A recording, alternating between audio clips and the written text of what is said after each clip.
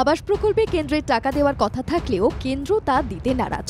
তাই কেন্দ্রীয় গড়িমসির মাঝে রাজ্য সরকার বাংলার মানুষের মাথার ছাদ তৈরির কাজে এগিয়ে এসেছে। দুর্যোগ দুর্ভোগে বিধ্বস্ত মানুষের আশ্রয়ের ঠিকানা গড়ে দিতে বাংলা সরকার বাংলার বাড়ি প্রকল্পে অগ্রাধিকার দিচ্ছে, যাতে কোনো মানুষ নিরাশ্রয় না হয়ে পড়ে, আকাশের নিচে না কাটাতে হয়, সেজন্য সবার পাকা আশ্রয় গড়ে দেওয়ার মিশন জোরদার হয়েছে। বঞ্চনার প্রেক্ষাপটে বাংলার মানুষকে সুরক্ষিত রাখার সমন্বিত প্রয়াস রাজ্যবাসীর কাছে বড় পাওনা। এর মধ্যে রাজ্য সরকার 12 লক্ষ মানুষকে বাড়ি তৈরির জন্য অর্ধেক টাকা দিয়েছে। ডিসেম্বর মাসে সেই টাকা দিয়েছে প্রশাসন। প্রশাসনের তরফে স্পষ্ট করা হয়েছে, লিন্টেল বা জানালা পর্যন্ত কাজ এগোলেই 12 লক্ষ উপভোক্তাকে দ্বিতীয় কিস্তির টাকা দেওয়া হবে। প্রথম পর্যায়ে উপভোক্তাদের মধ্যে বাড়ি তৈরির কাজ শুরু করেছেন 10,85,023 জন।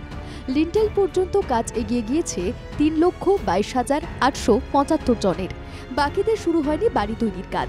সরঞ্জাম কিনেও বাড়ি তৈরির কাজ শুরু করতে পারেননি এমন উপভোক্তার সংখ্যা প্রায় 50,879।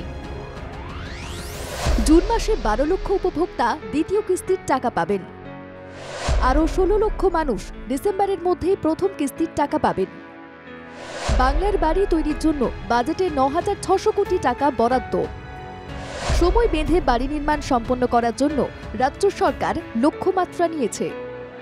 যারা এর মধ্যে টাকা পেয়েছে তাদের এপ্রিলের মধ্যে কাজ শেষ হয়েছে। এপ্রিলের মধ্যে যাতে প্রত্যেক বাড়ির লিন্টেল পর্যন্ত কাজ শেষ হয় তার জন্য নির্দেশ দেওয়া হয়েছে প্রত্যেক জেলা প্রশাসনকে।